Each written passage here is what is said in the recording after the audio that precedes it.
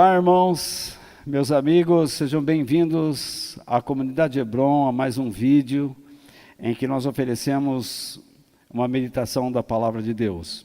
Meu nome é Walter, eu estou como pastor da Comunidade Hebron em São Paulo e desejo a vocês que a graça e a paz de nosso Senhor Jesus Cristo estejam em seus corações e abençoando suas famílias.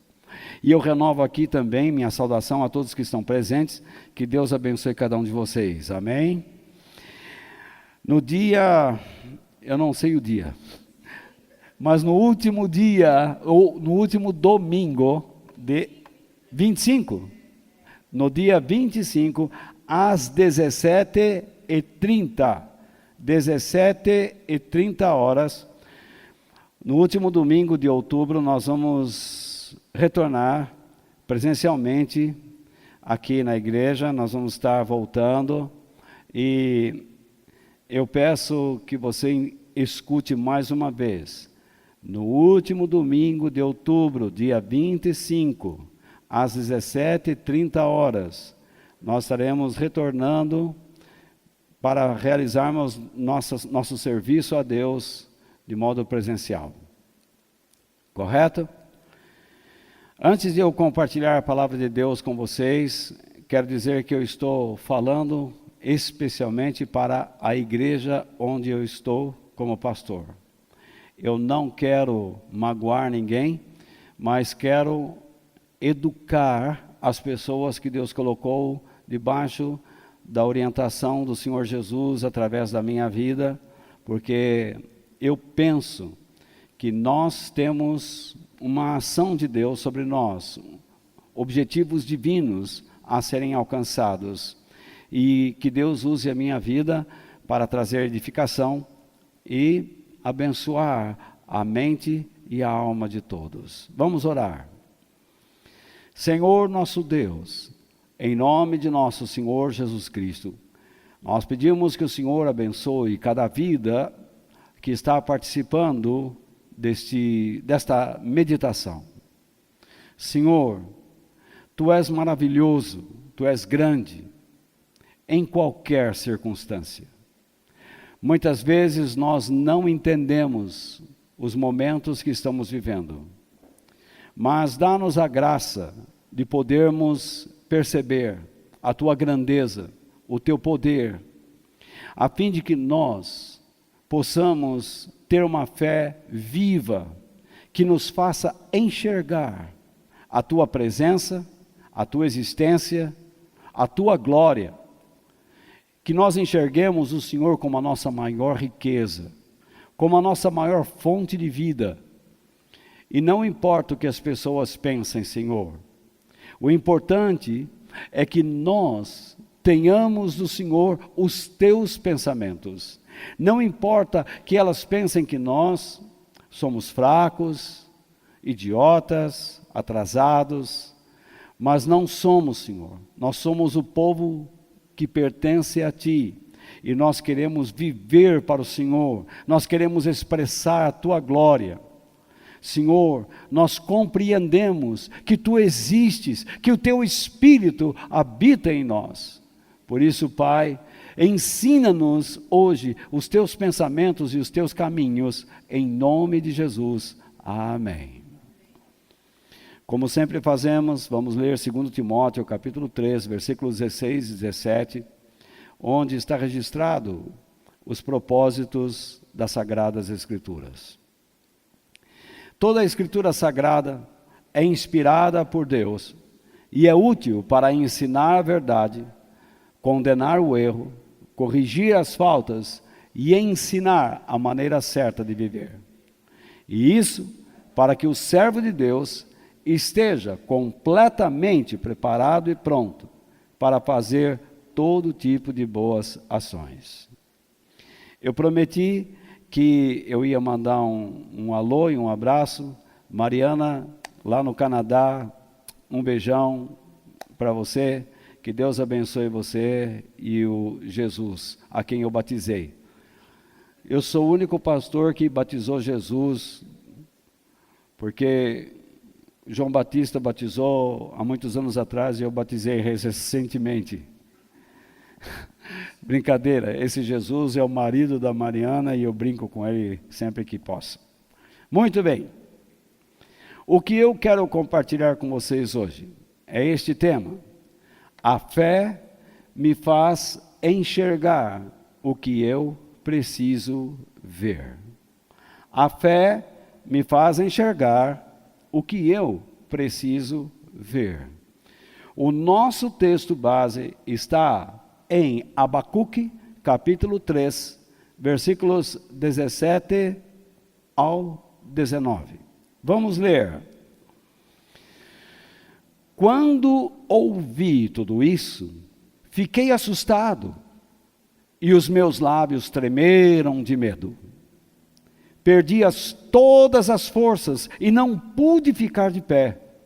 Portanto, vou esperar tranquilo o dia em que Deus castigará aqueles que nos atacam. Ainda que as figueiras não produzam frutas e as parreiras não deem uvas, ainda que não haja azeitonas para apanhar, nem trigo para colher, ainda que não haja mais ovelhas nos campos, nem gado nos currais, mesmo assim eu darei graças ao Senhor e louvarei a Deus, o meu Salvador. O Senhor Deus é a minha força.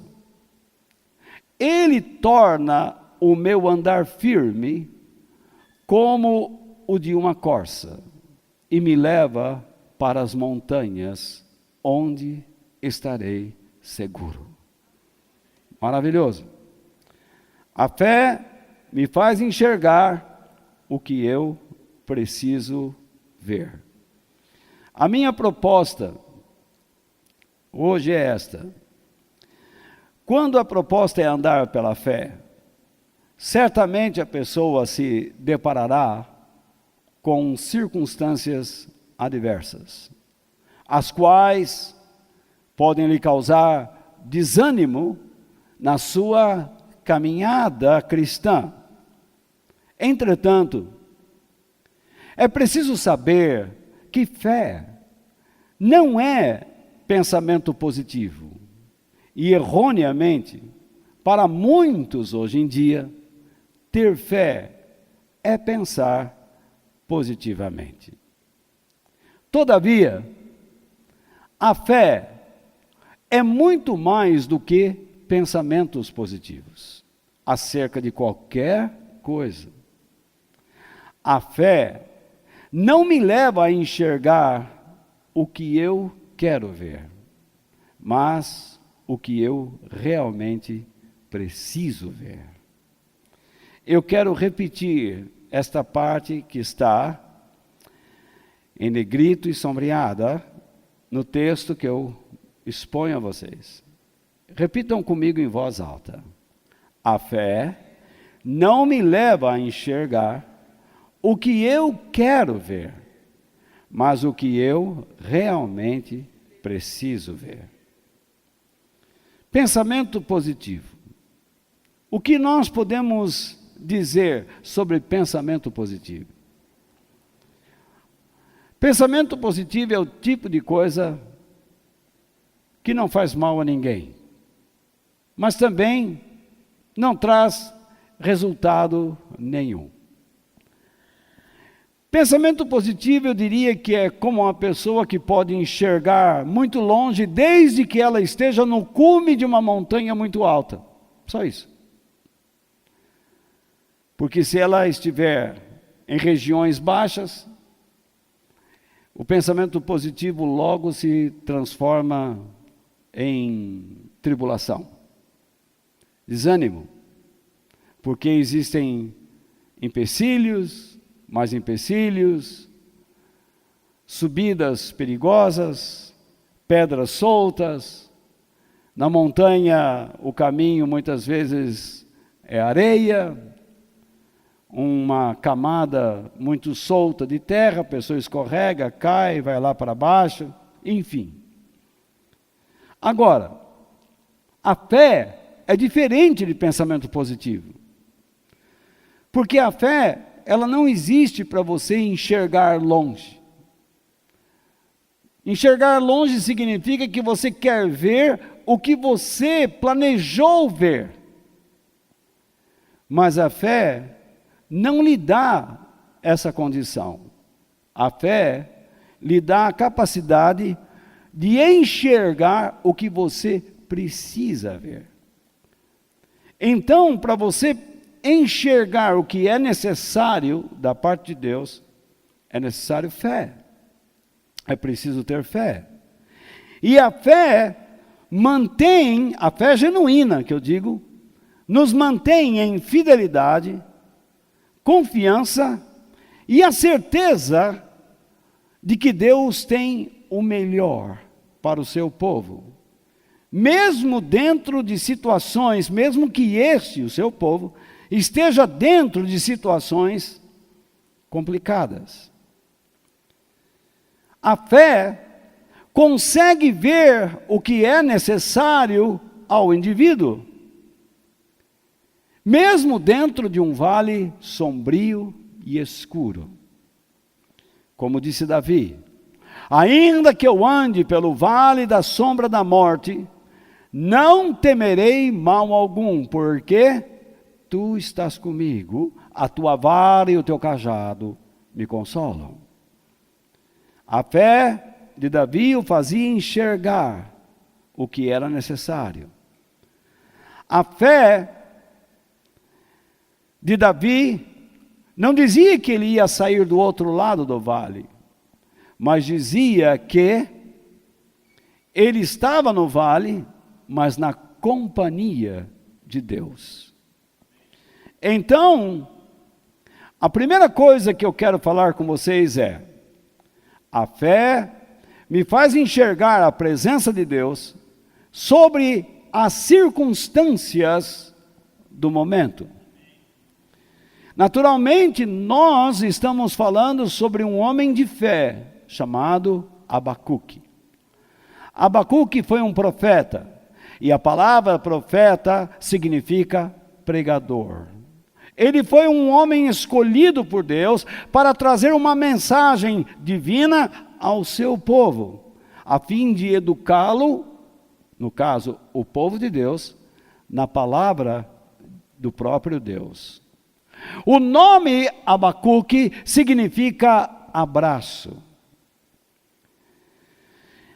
E o sentido figurado de abraçar significa o quê? Colocar-se em volta de alguém. Quando você abraça uma pessoa, você está em volta desta pessoa. Você está protegendo, você está recebendo, você está hospedando, você está sendo hospitaleira. Você está demonstrando amizade. Isto é o abraço. Então, Abacuque sempre quis estar abraçando Deus. E nós vemos isto no livro de Abacuque. Ele é um homem que abraça a Deus, e por esta razão, ele também é abraçado por Deus, porque ele se posicionou ao lado de Deus, independente da situação que vivia. Ele honrou a Deus com um forte desejo de querer andar acima do nível da mediocridade, do medo e do pecado. Abacuque é um exemplo a ser seguido. Ele tomou uma decisão de andar acima da mediocridade, do medo e do pecado. Ele andou, ele escolheu esse caminho, ele aceitou a palavra de Deus e disse: esse é o plano de Deus para a minha vida, então é assim que eu vou andar. O livro de Abacuque é um livro muito antigo. Ele foi escrito entre 610 a 600 ou 605 antes de Cristo. Então imagine, 6 séculos antes de Jesus, este livro foi escrito.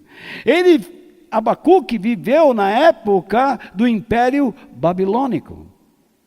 Então, o cenário dos seus dias era de caos, imoralidade e corrupção.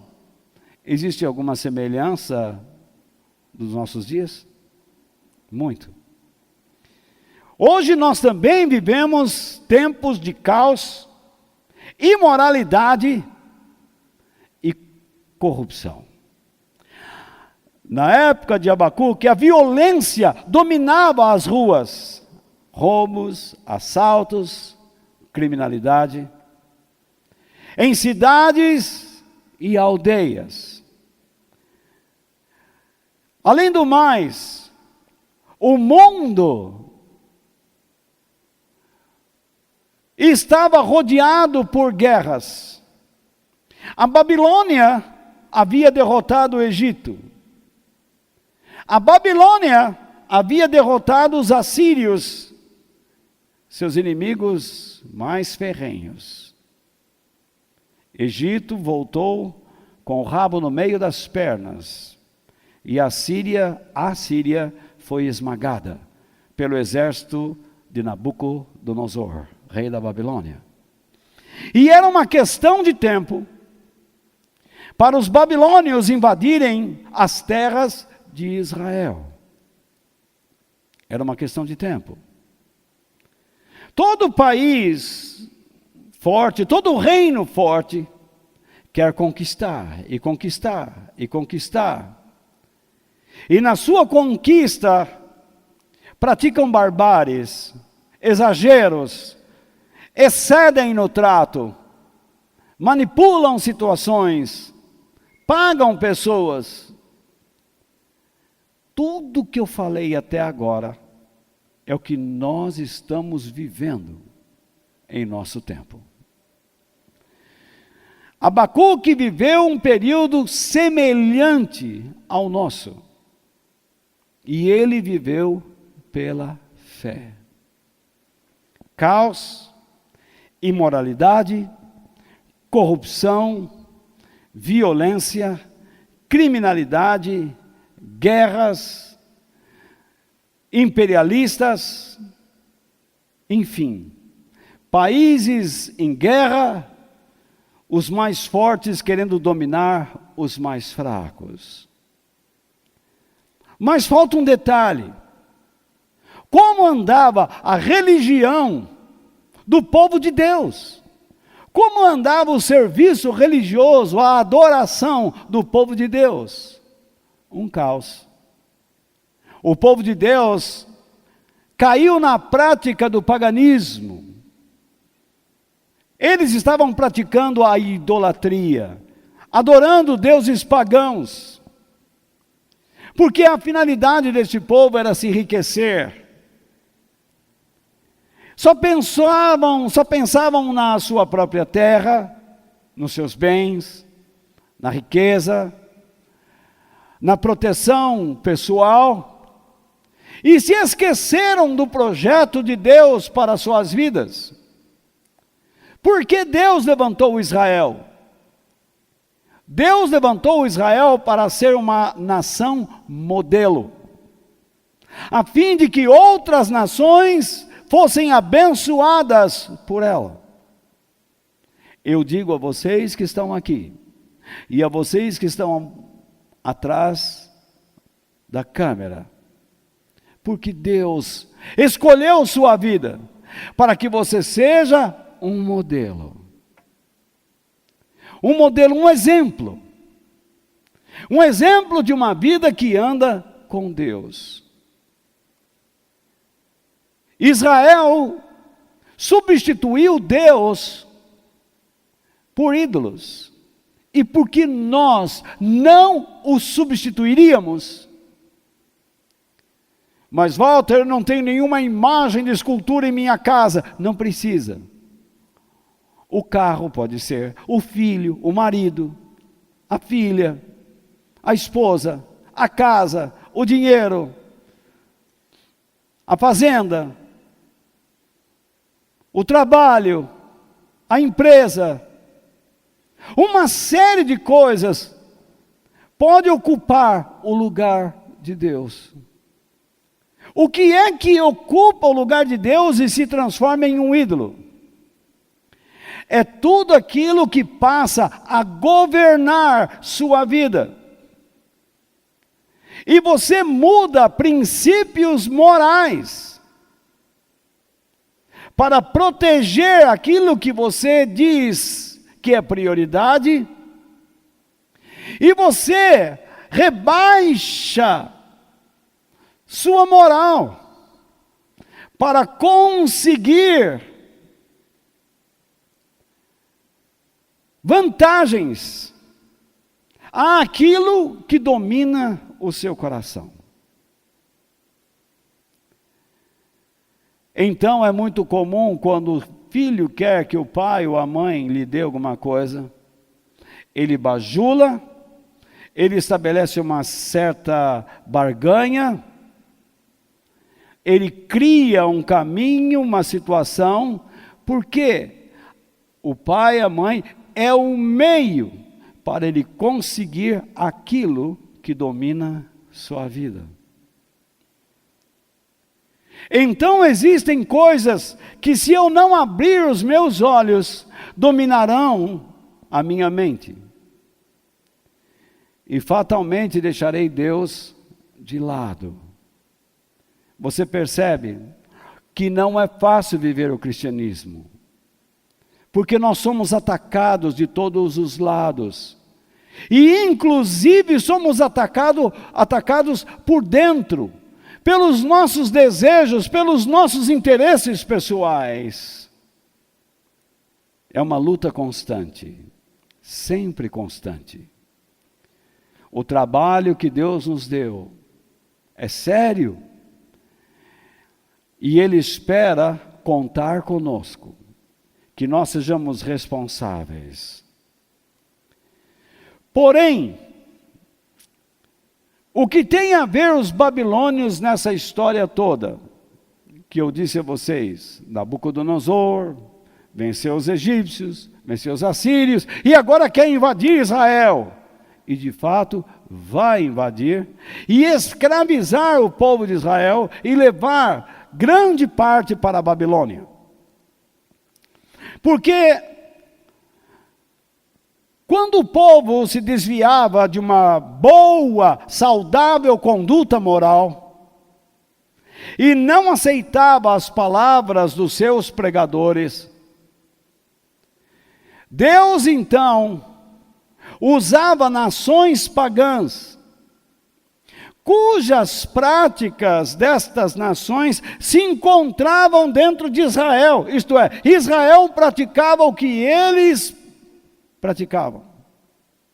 E Deus fazia questão destas nações servirem de agentes disciplinadores para o seu próprio povo. Israel amou tantos os ídolos, o ocultismo, a oferenda de crianças. Crianças estavam sendo oferecidas aos deuses pagãos em altares, estavam sendo mortas, e esta prática era comum na Babilônia, na região da Caldeia. Uma vez que vocês gostam disto, Deus chamou Nabucodonosor e os babilônios para invadir Israel e levar o seu povo como escravos para a Babilônia, porque lá eles iriam presenciar em loco tudo que eles estavam praticando, e eles poderiam se arrepender dos seus pecados e ver que coisa nojenta eles estavam praticando. Gente, não duvide do que eu vou lhe dizer. Existem pessoas que fazem propagandas de produtos tecnológicos atuais, contratados por rios de dinheiro, principalmente uma mulher, não posso dizer o nome, porque eu não quero que este vídeo seja cortado, mas ela oferece sacrifícios a Satanás, cultos satânicos, sangue e uma série de coisas. E esse empresário fabuloso, um dos homens mais ricos do mundo, se apresenta à população como ajudador dos pobres. Porém, um satanista. Depois, aqui em particular, eu digo para vocês de quem eu estou falando. Mas todas estas coisas que eu menciono acontecem nos nossos dias. E os cristãos estão indo na igreja fazer suas correntes, sem perceber que Satanás está armando uma grande cilada para roubar a verdade de seus corações e conduzi-los ao inferno.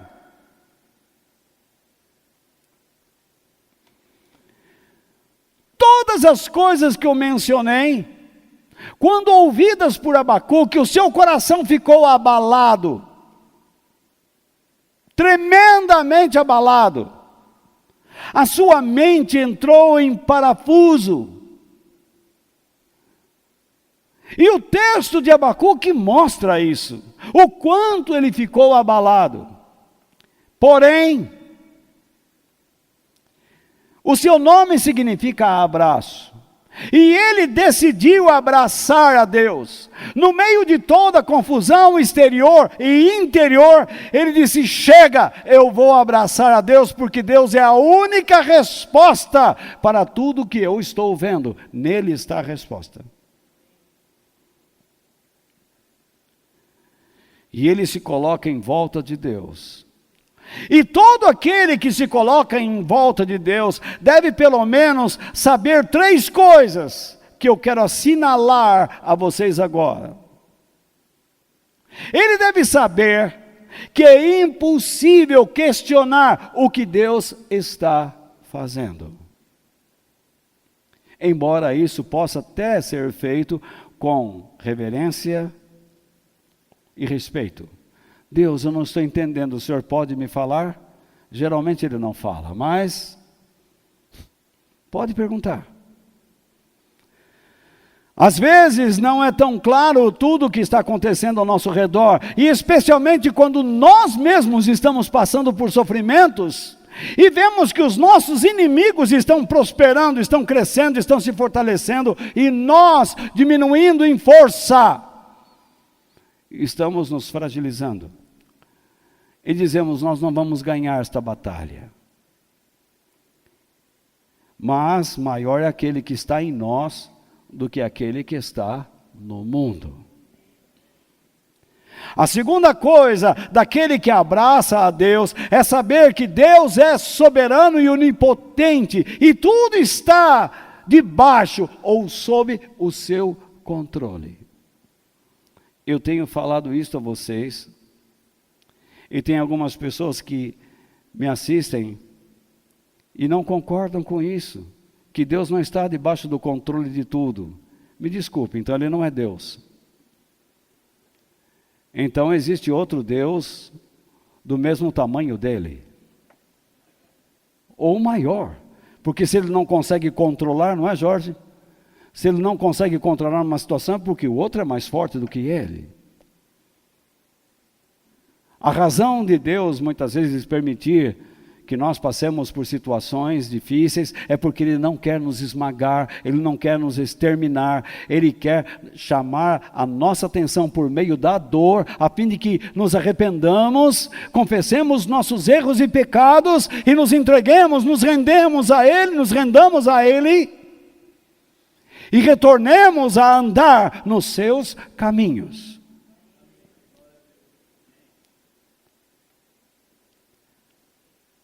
Nós precisamos aprender a nos aquietar e a confiar nos seus planos. Pois todos os meios que Deus escolhe para atingir seus objetivos e suas finalidades são justos e corretos. Nós somos imperfeitos, pecadores, mas Ele é santo, santo, santo, e a glória do Senhor enche toda a terra. Aquele que abraça o Senhor, que se envolve com Deus, aprende ou sabe que Deus aprova aquele que é fiel, isto é, que é submisso e obediente a Ele, independente das circunstâncias.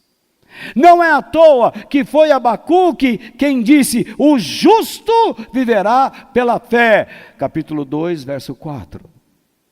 Versículo que promoveu o pensamento da reforma, que devolveu ao povo a palavra de Deus, que tirou o povo da obscuridade, da ignorância. O povo que voltou a ler as Escrituras e descobriu: vocês não podem mais mentir para nós. Nós também conhecemos a verdade, e conhecereis a verdade, e a verdade vos libertará.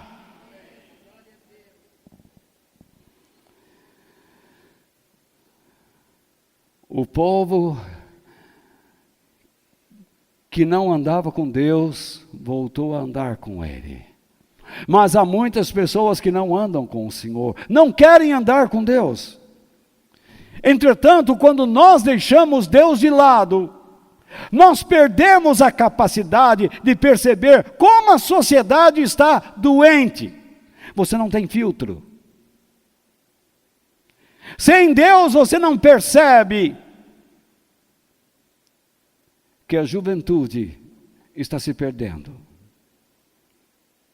Conversando ontem com a Mariana, nós falávamos de um menino que havia desaparecido de casa por algumas horas e teve um ataque, se é assim que se diz, de overdose. Os seus colegas adolescentes que estavam com ele ao redor achavam engraçado a maneira como ele estava agindo, mas ele estava tendo um ataque. E ele morreu ali, na frente daqueles jovenzinhos. E quando descobriram que aquele rapaz era filho da família, eles se dirigiram para lá e viram seu filho morto. Você sabe que no mundo, essa questão das drogas está virando algo comum. Mas eu disse outro dia, um cigarro de maconha na semana é o suficiente para tornar você lá no futuro uma pessoa esquizofrênica. 1 por semana. E muitos políticos do nosso país querem liberar a droga, com a desculpa de algo medicinal. Mentira. Deixe que os laboratórios tomem conta disto. A população não tem que se meter nisto.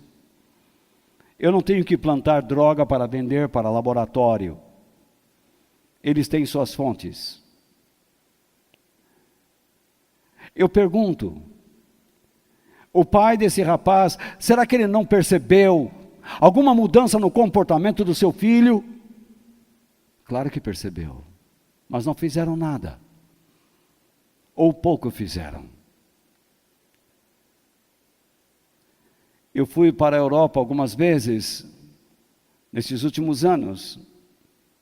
E sabe o que eu descobri? Que alguns pais se drogam na frente dos filhos, como se nada estivesse acontecendo, como se tudo fosse normal. Injetam drogas nas veias, cheiram, ou então vivem na normalidade da marihuana.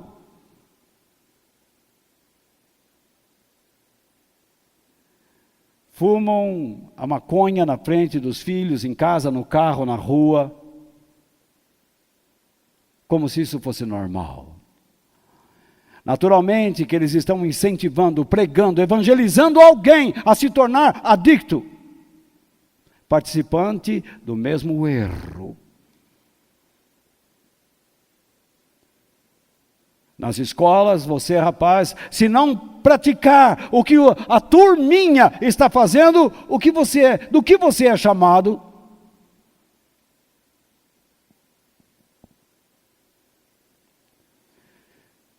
Se você deixar Deus de lado, você não vai perceber a doença espiritual e moral que tem assolado a humanidade. Seus filhos, seus amigos, parentes. Sem uma vida de comunhão com Deus, você não percebe a miséria do caráter humano. Como essa miséria está sendo exposta a cada dia. As pessoas dizem, isso é o maior barato. É barato? Alguém entrar num vídeo do YouTube e ensinar seu filho a se masturbar, e ensinar seu filho a desobedecer, a ser independente da família. É normal esse que tem milhões de seguidores, que até agora é conselheiro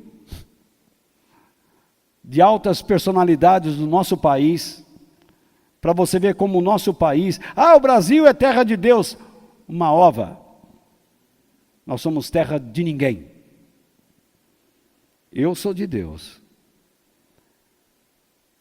O Brasil eu não sei. Creio que não.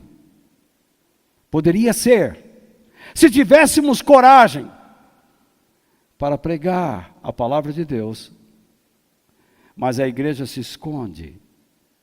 A igreja quer se divertir, quer cantar, quer pular, quer dançar. Os jovens da igreja querem praticar sexo em motéis, como qualquer mundano. Você quer sair para beber, para jogar, para se embriagar, como qualquer mundano. E você diz, não, tudo isso é normal. Deus me entende. Deus entende você sim, como uma pessoa louca, doida, doente, pecadora, imoral. E você vai pagar caro por isso. A grande miséria do mundo é transformar riquezas em bens absolutos. É fazer da riqueza o seu sentido de vida. E o próprio alvo da sua existência. Olha o que as igrejas estão pregando ultimamente. Você precisa ganhar, você não pode perder, você tem que ficar rico. A igreja não tem que se meter nisto. Nós temos que pregar padrões espirituais e morais que se ajustam à palavra de Deus. O mundo busca estas coisas, nós buscamos a vida elevada. Nós lutamos contra o mal, sabe onde? Nas regiões celestiais, em Cristo Jesus, o nosso Senhor.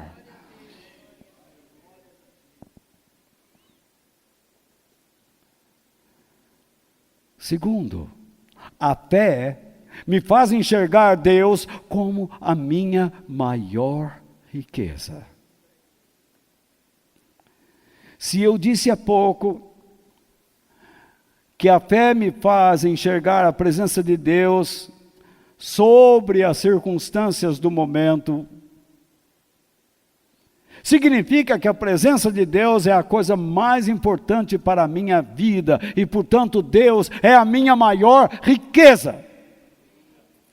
Abacuque coloca a sua fé no Deus de toda a graça, de toda a glória. Ou seja, Deus é a sua fonte inesgotável de vida. Ele não pensa somente na sua existência pessoal, mas ele pensa no bem-estar espiritual e moral da nação da qual ele faz parte e para a qual foi escolhido por Deus para transmitir a mensagem divina.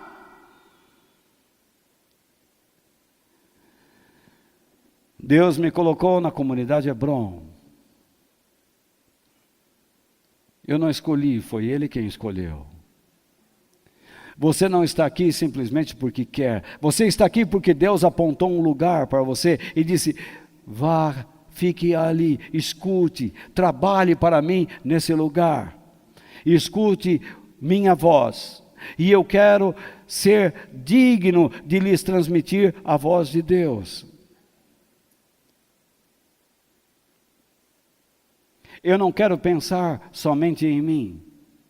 Eu me preocupo com vocês, no bem-estar espiritual e moral de vocês. Eu quero que vocês cresçam em Deus e se fortaleçam nele, porque é assim que deve ser. Mesmo em meio à adversidade, Abacuque se preocupa com as pessoas, e a essas pessoas, ele transmitia a mensagem de Deus fielmente, a fim de que eles aprendessem a confiar na justiça do Senhor. Israel estava habituado a depender do quê? Da sua agricultura, de seus rebanhos, de gado, ovelhas e cabras. Tudo o que esses animais podiam produzir e o que o campo podia produzir. Existe alguma semelhança?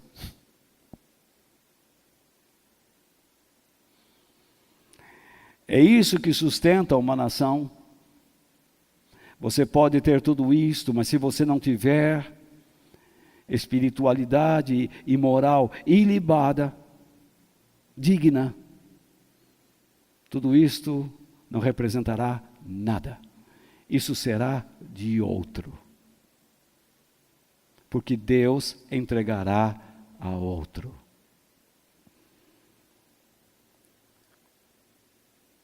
No entanto, o profeta vê que a verdadeira fonte de vida do seu povo não está nessas coisas, mas em Deus.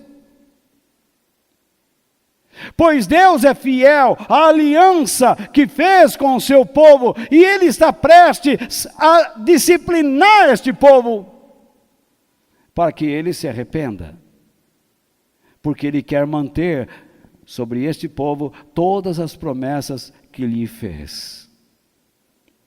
Deus tem um plano para esta terra, Deus tem um plano para você, meu irmão, para mim. E se eu não ando com Deus, você pode ter certeza que teremos grandes dificuldades, sim. Deus irá nos disciplinar de alguma maneira, para abrir os nossos olhos, porque Ele não quer encolher sua mão, mas Ele quer nos abençoar. Então a atitude de Abacuque, de fé, faz com que ele se renda à graça divina e se alegre e caminhe para lugares mais altos. Ele está lá no fundo, mas a fé verdadeira, genuína, o faz enxergar lugares altos em Deus. E ele recebe coragem da parte do Senhor. E ele aceita o desafio da palavra de Deus para andar acima das circunstâncias que envolvem sua vida e o povo ao seu redor. Olhe ao lado, como as pessoas estão vivendo. Quando você conversa com as pessoas, o que eles falam para vocês? Só o que escuta no jornal da manhã, na televisão, é o que eles falam. E o que você diz a eles?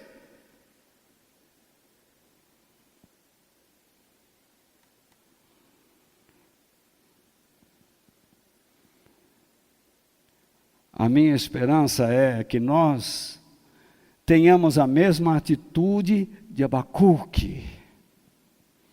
Que nós aceitemos o desafio da palavra de Deus para confiarmos no Senhor eterno, para conseguirmos, por meio da fé, enxergarmos além das adversidades que nos envolvem.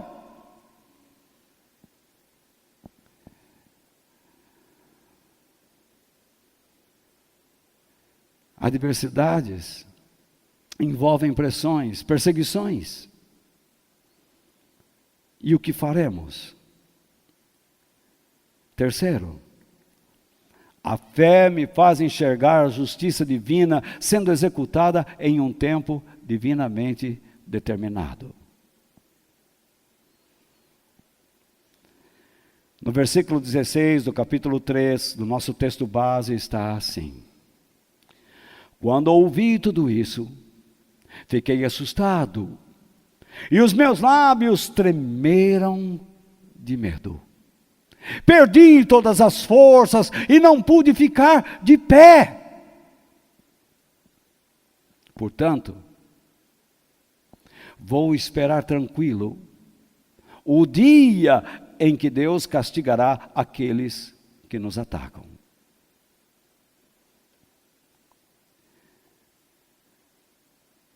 Você percebe que este homem tremeu na base.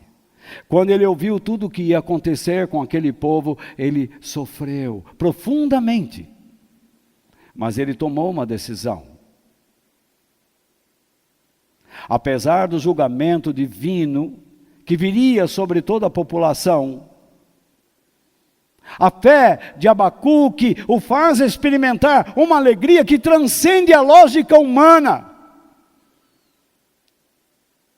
Como pode um homem, naquela situação, dizer, vou esperar tranquilo? Se Deus não está com ele, ele não tem esta capacidade.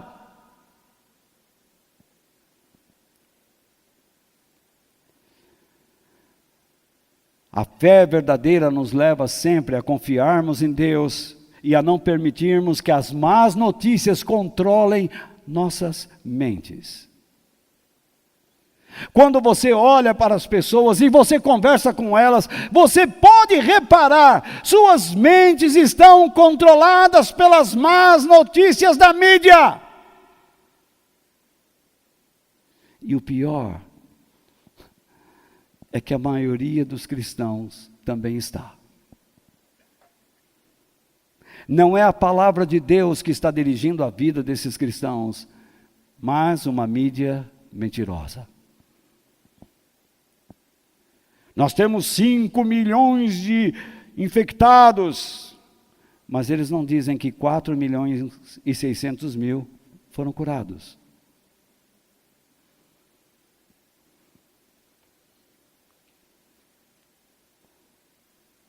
Grande país que nós precisamos fazer negócios com ele. Grande país que mata cristãos. E todos que fizeram acordos com esses grandes países que eles apontam, ficaram pobres, miseráveis.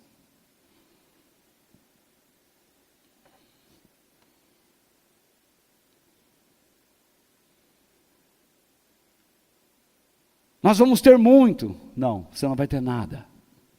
Você vai perder até o que tem. Porque até o que você tem vai ser do outro.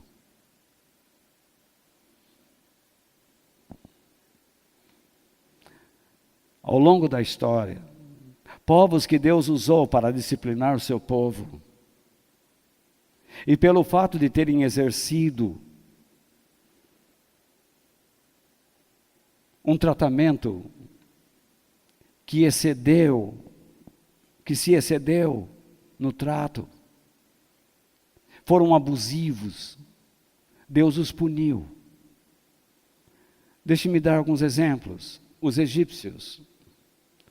O povo de Deus ficou naquelas terras para crescer e chegou um momento que eles nem pensavam em Deus, era só prosperidade. E então eles precisavam sofrer para clamar a Deus, para seguirem adiante na terra que Deus prometeu ao seu pai Abraão. Deus o retirou do Egito, mas puniu os egípcios porque eles foram abusivos. Nós estamos falando da Babilônia. A Babilônia foi usada para disciplinar o povo de Deus e os levou para a Babilônia, mas eles foram também abusivos e Deus os puniu quando Deus chamou Dario e Ciro, que invadiram a Babilônia e os derrotou. Por meio de uma passagem por baixo das muralhas. A forte e bela Babilônia caiu. Porque Deus disse, você foi pesado. Eu pesei você. E eu vou julgar você. Você maltratou meus filhos. E agora é o momento. Isso é o que vai acontecer comigo, com você. Se nós tratarmos mal as coisas que Deus nos deu, ou se alguém nos tratar mal, nos perseguir, eles serão perseguidos, punidos. Os assírios também, que amarravam os judeus pela língua, pelos lábios, com argolas. E eles tinham que andar em linha indiana. Por caminhos, até chegar na Assíria. Imagine o sofrimento. Regimes políticos, como o nazismo, que matou milhões de judeus, como o comunismo, que matou muito mais do que o nazismo. O comunismo se esconde atrás do socialismo. Antigamente o comunismo, ele entrava nas esferas com ideias, hoje ele entra com dinheiro, ele compra. Há 150 anos, esses caras se equipam e criam estratégias para destruir e monopolizar a humanidade. Fanáticos religiosos também perseguiram cristãos e foram punidos por Deus. Toda essa gente vai ser punida. Você pode esperar que toda essa gente vai ser punida. Neste momento que nós estamos vivendo, pelo menos 250 milhões de cristãos estão sendo perseguidos. Nós estamos vivenciando a maior perseguição contra a igreja, contra o cristianismo de todas as eras da humanidade. Nunca se perseguiu tanto os cristãos como em nosso tempo. Mais de 100 mil cristãos morrem por ano. Eu disse isso na terça-feira e estou repetindo. Você quer aprender mais? Entra no site e digite lá, ou vá no Google, que Google significa pesquisar. Vai lá, Google, pesquisa. Portas abertas, missões, portas abertas. E você vai ter lá descrições do que acontece no mundo, entre missões, portas abertas, missões, portas abertas, missões, portas abertas, do irmão André. E você vai ter inúmeras descrições, histórias de gente que perdeu família, simplesmente por professar o nome de Jesus Cristo. E eu pergunto, a mídia informa isso? Você escuta alguma notícia? Mas quando Israel responde a uma bomba lançada sobre o seu solo, a mídia se alvoroça. Olha Israel! Mas eu não ouço falar de Maduro. Até o Papa, rejeitou a visita de Mike Pompeo. Mas não rejeitou a visita de políticos que roubaram seu país.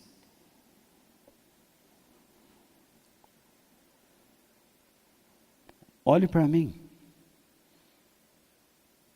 e veja se eu estou falando bobagem. O mundo está de ponta cabeça, doente. E se você não tiver Deus, você não vai enxergar essas coisas. No entanto, Deus é a nossa justiça e nós não nos vingaremos de ninguém. Deus não pediu que nós pegássemos em armas e lutássemos contra governos, contra pessoas, a não ser que sejamos convocados pelo país que vivemos a uma guerra. Então temos que ir. Mas eu não vou sair por aí atirando a esmo contra quem não concorda comigo, ou eu não concordo com ele. Nós não somos vingadores. Deus é a nossa justiça. Se você agora está sofrendo uma injustiça, não levante a sua mão, pratique o que é direito, faça o melhor para o seu inimigo e confie na justiça divina, porque no tempo certo ela virá. Lembre-se da promessa que Deus deu a Abraão. Veja o que ele diz em Gênesis capítulo 12, verso 3. Ele disse a Abraão: abençoarei os que o abençoarem, e amaldiçoarei os que o amaldiçoarem. E por meio de você, eu abençoarei todos os povos do mundo. E se nós aplicarmos estas palavras para nós, como igreja? Igreja, minha igreja. Abençoarei os que a abençoarem, e amaldiçoarei os que a amaldiçoarem. Por meio de você, igreja, eu abençoarei todos os povos do mundo. É por meio da igreja que Deus realiza a sua graça. Ele distribui os recursos que vêm pela sua graça. Se nós não agirmos como igreja, Deus não será visto como Deus. Ele vai se tornando uma lembrança e uma lenda, até se tornar uma figura de linguagem. Por último, a fé me faz enxergar a grandeza do Senhor, o Deus da minha salvação. Nos versículos 17 e 18 do capítulo 3, do nosso texto base, o versículo 19, eu vou deixar talvez para a semana que vem. Não sei ainda, vamos ver. Diz lá: ainda que as figueiras não produzam frutas, e as parreiras não deem uvas, ainda que não haja azeitonas para apanhar, nem trigo para colher, ainda que não haja mais ovelhas nos campos, nem gado nos currais, mesmo assim eu darei graças ao Senhor e louvarei a Deus, o meu Salvador.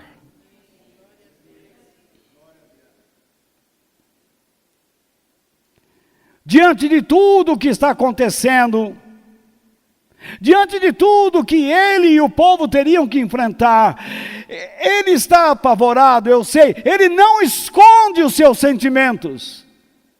Ele tremeu.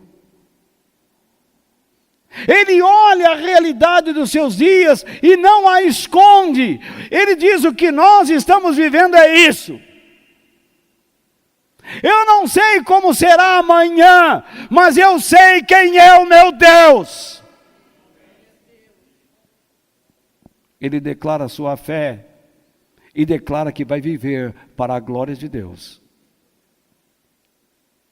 Ele afirma nas suas palavras que em tempo de fome e de perdas, que ainda iria se alegrar no Senhor, porque é possível, mesmo em tempos de epidemia e pandemia, e de guerra e de fome e de perdas, é possível se alegrar em Deus.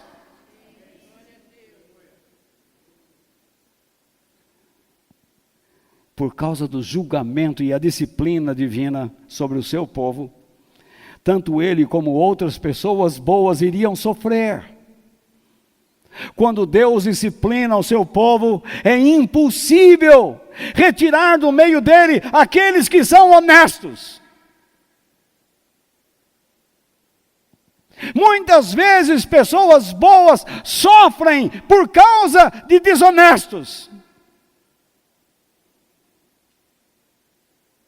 E assim também é no mundo sem Deus, onde a honestidade é um dever.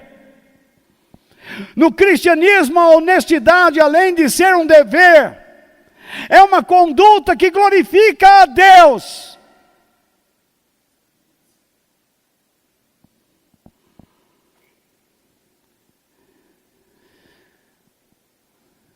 Entretanto, Abacuque entendia e acreditava na bondade divina. Em nenhum momento ele duvidou disso. Ele sabia que as coisas ficariam terríveis, mas ele louvaria a Deus mesmo assim, porque ele sabe que Deus é digno de louvor. Ele é a única fonte de esperança para o seu povo. Eu ouço as pessoas dizendo: como será depois da pandemia? Eu sei como será a minha vida depois da pandemia, mais próxima do meu Senhor. Eu não gosto de tempos ruins, e você também não, acredito eu. Mas como fez Abacuque, nós precisamos determinar a nós mesmos a sermos fiéis ao nosso Deus. Abacuque não disse que, pelo fato de confiar em Deus, estaria livre de angústias e pressões. Não, ele não negou isso.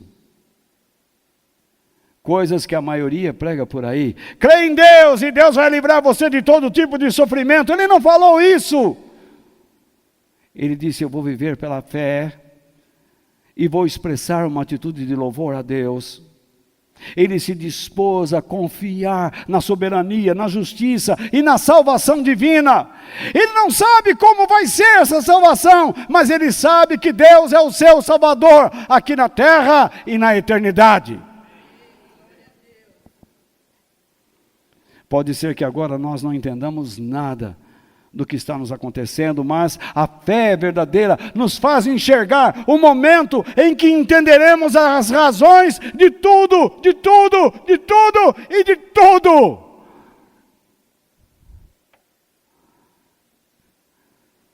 Que a nossa fé nos conduza a uma disposição, de modo a enfrentarmos nossas aflições com atitudes corretas, aprovadas por Deus.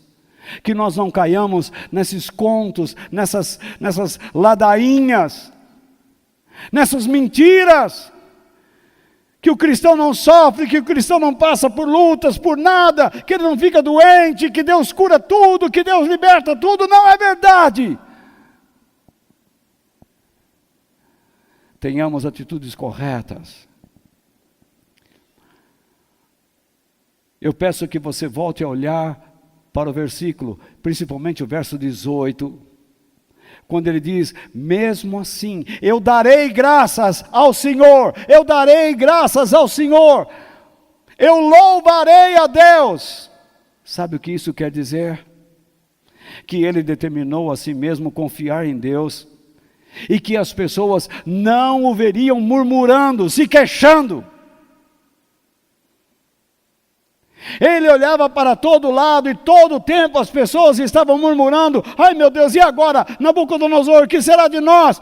Ele dizia o contrário. Eu estou confiando no Deus da minha salvação.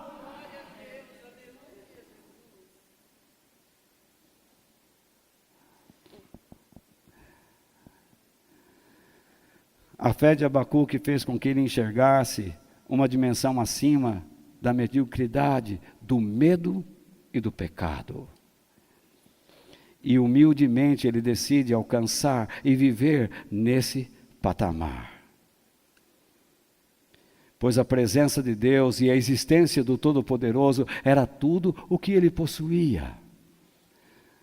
Porque por causa da injustiça, por causa do pecado, por causa do desvio de conduta espiritual e moral, ele também perdeu tudo para o outro, mesmo sendo um homem de Deus.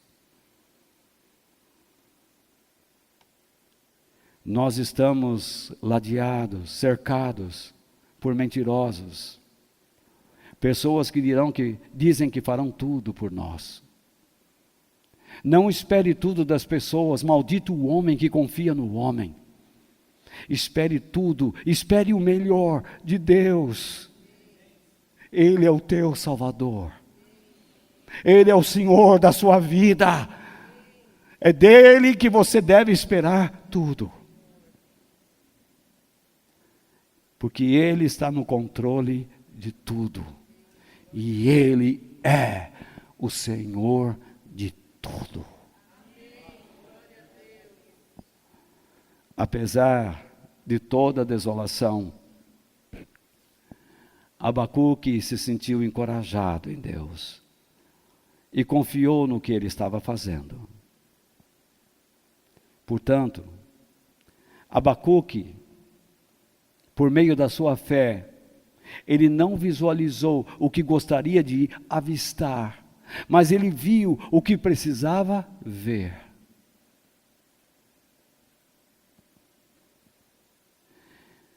Abacuque é uma forte demonstração do poder da fé, registrado nas Escrituras Sagradas. Ele é um exemplo a ser seguido. A sua fé o fez enxergar o que precisava ser visto. E que a experiência de Abacuque seja a tua, seja a minha, seja a nossa. Que Deus nos abençoe. Amém.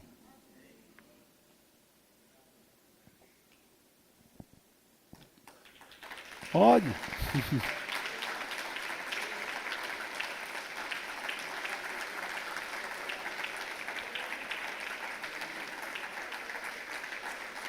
Louvado seja o Senhor.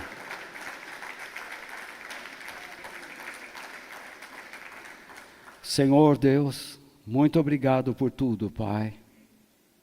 Obrigado pelo teu amor, pela oportunidade que tivemos de compartilhar essas verdades. Eu peço que o Senhor dê coragem a este povo, dê vontade a eles de retornarem, de se reunirem, de testemunharem a todos que pertencem a Ti, somente a Ti. Que nada poderá roubar suas vidas, a não ser a Tua vontade, quando o Senhor nos quiser levar para o céu. Senhor, sê conosco a cada dia, ilumina os nossos passos. E mais uma vez eu te agradeço por esses que tiveram paciência em me ouvir, em ouvir a Tua voz. E eu espero que eu tenha engrandecido o Teu nome por meio desta meditação. Em nome de Jesus. Amém. Que Deus abençoe vocês e vocês presentes.